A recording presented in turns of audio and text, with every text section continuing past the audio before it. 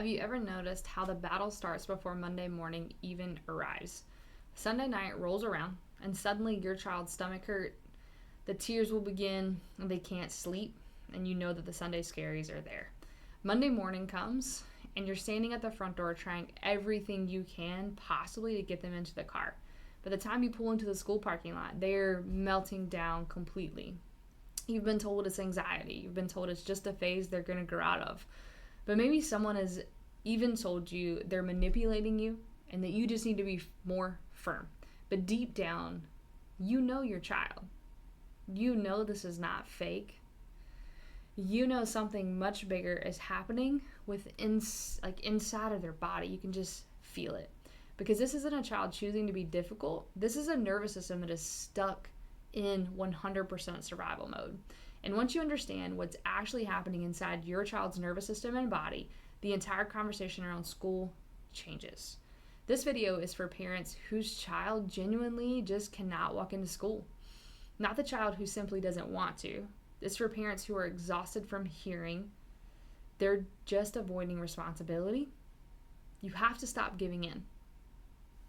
Why don't you just make them go? Because you know those explanations do not fit. You know your child desperately wants to feel normal. They want friends. They want 100% to exceed. But every morning, their body seems to fight against them. If that's your family, we really encourage you, lean in, keep watching, learn more through this video. Today what we're going to talk about is the difference between school refusal and truancy and why they're completely different. Why some children panic at the classroom doors and others don't. How the autonomic nervous system and the vagus nerve drives this entire pattern. Why most children struggling with school refusal share what we call the perfect storm history.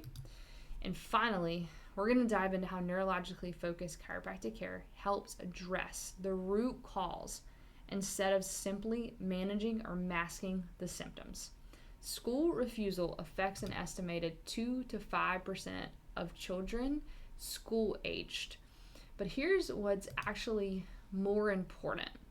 Most of these children are not being defiant. They genuinely want to attend school. Their nervous system simply responds to the school environment as it's being a dangerous place. We see this every single week in our practice. Parents walk in describing the exact same story. The morning belly aches, Sunday night scaries or anxiety, panic attacks in the school parking lot or on the way to school. They've tried counseling, behavior plans, you've created school accommodations, oftentimes medications as well, and yet they're still stuck. And we sit down and we take a complete history, and almost every single time, the nervous system story did not begin at school. It began years earlier. School refusal is not defiance. One of the biggest mistakes we make is treating school refusal like misbehavior. Because on paper, school refusal and truancy look similar. A child isn't attending school, but neurologically, they could not be more different. A child skipping school because they simply do not want to go is making a choice. A child experiencing school refusal is experiencing survival state on their nervous system. Their body has decided school is dangerous. When this happens, the thinking brain begins shutting down and the survival brain will take over. No amount of reason is going to work in that primitive state. The consequences, changes, the physiology, in fact, punishment usually will make that worse. Because adding stress to an already overwhelmed nervous system simply reinforces the danger signal. That's why just push through it rarely works. Not because your child lacks discipline, because their nervous system literally cannot access regulation. Their gas pedal is stuck. One of the easiest ways to understand this is to think about your child's nervous system like a car.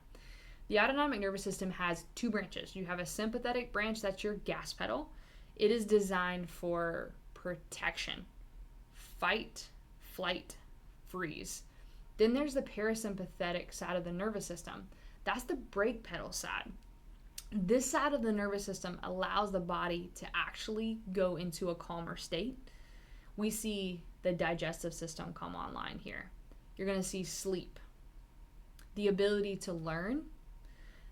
Connection is big here, as well as emotional regulation. You see their body actually go into recover.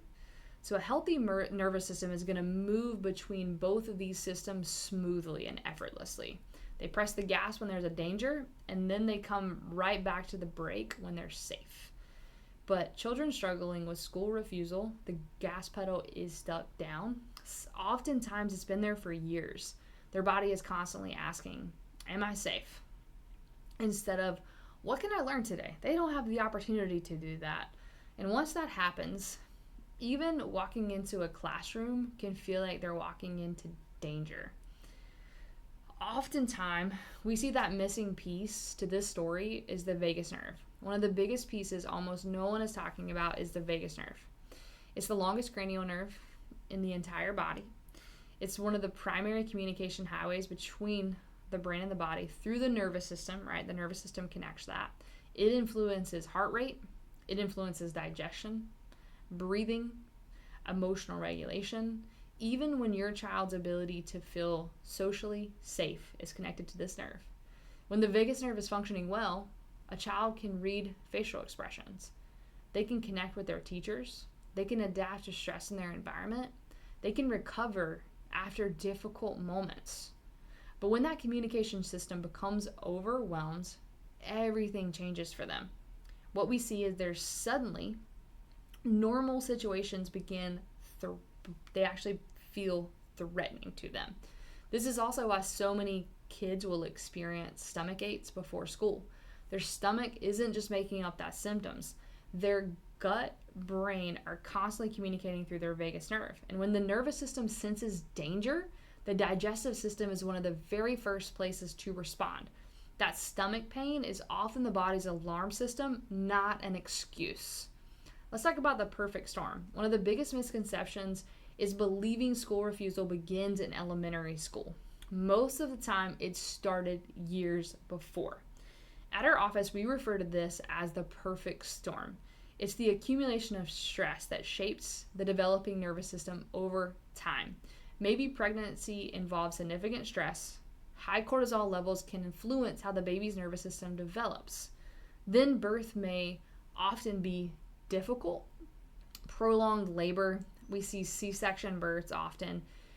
Assistance, whether that's vacuum extraction, forceps, or often just big hands pulling on the child's head and neck. These experiences can place a significant amount of stress in the upper brainstem and the nervous system pathway. This is where it begins. Then childhood adds another layer.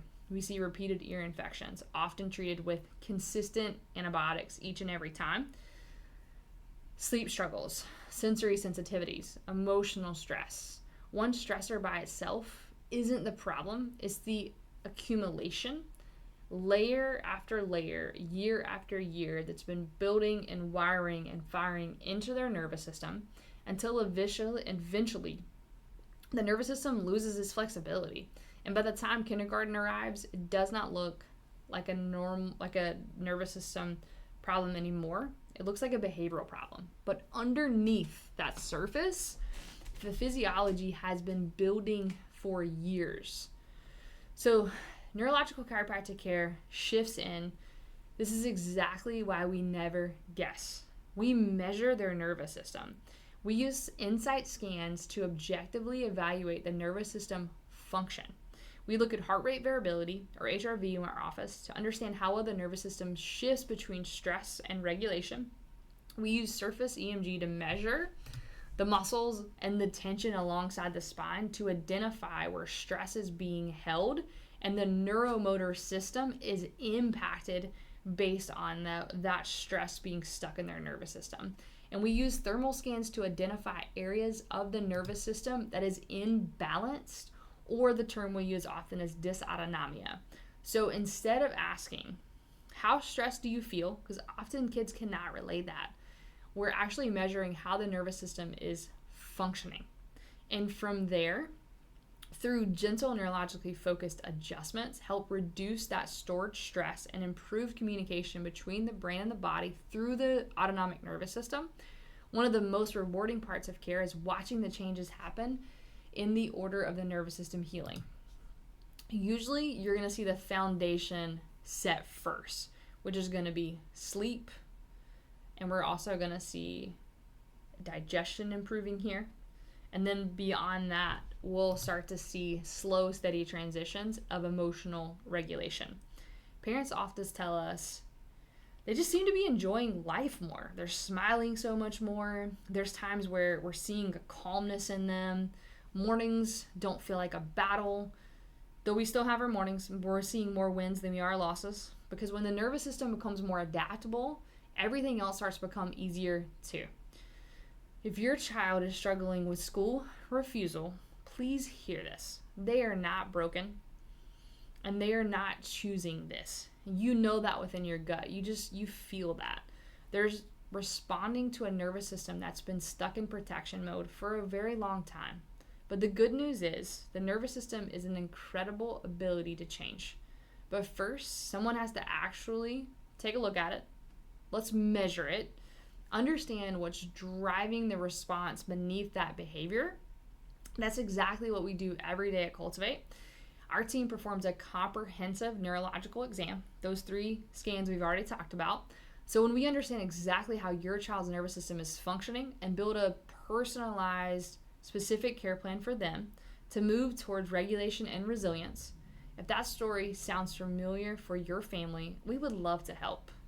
Shoot us a message. Go on our website, schedule a connect call with our team so we can dive deeper, because your child does not deserve another label to one of their layers of stressors that's been coming online within their system. You deserve answers, and you deserve hope. We look forward to serving you at Cultivate.